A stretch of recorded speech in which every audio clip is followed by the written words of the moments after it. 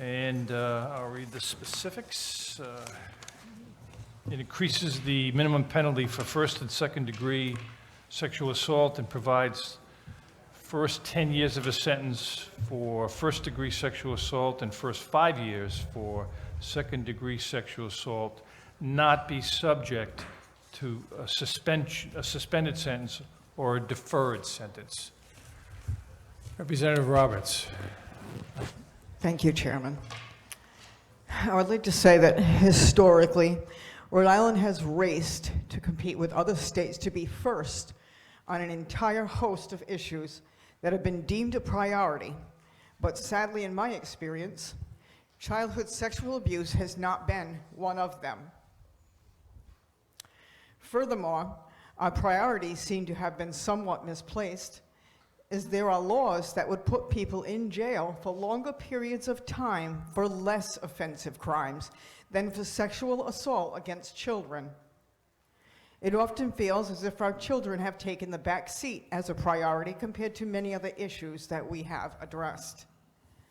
As a survivor of childhood sexual abuse, and contrary to what some may even fully realize, I can affirmatively state that we have not created adequate laws to sufficiently protect children from sexual assault, nor have we made it easy for victims to receive justice after such a reprehensible crime, a crime from which most victims have an extremely difficult time recovering, if ever.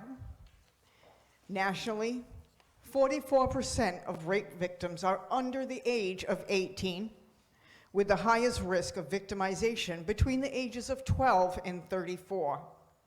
Only 6 in 1,000 perpetrators, 6, will serve prison time for sexual assault. Rhode Island comes in 5th, again, 5th, as one of the highest ranking states for sexual assaults for school-aged children, according to the U.S. Department of Education, and 59% of the assaults go unreported to the police. According to DCYF, in 2021, there were 6,938 child maltreatment cases in Rhode Island, with 4.7% of those cases deemed sexual abuse. I would know this because prosecuting my offender was nearly impossible, and it took me a lifetime to figure out how to navigate the system to overcome many obstacles in search of results.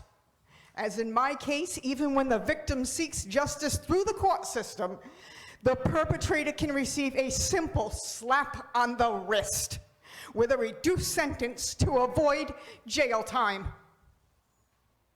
Make no mistake, this result is not justice.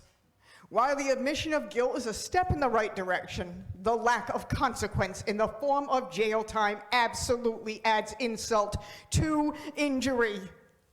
In fact, the lack of justice after such an experience actually has a negative impact and re-victimizes the individual suffering from that deeply traumatizing event.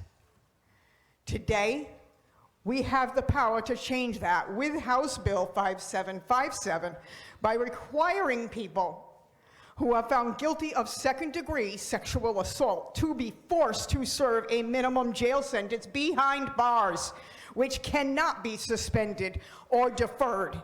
After all, the victim never has the ability to opt out from the abuse, nor the lifetime of sufferable consequences.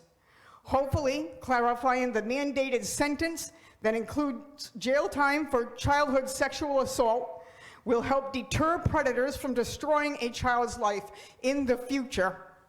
If the passage of this bill can just help one child in the state of Rhode Island, then publicly pursuing my perpetrator was worth it. Thank you for your attention in this matter. And please, let's finally get something done for the victims.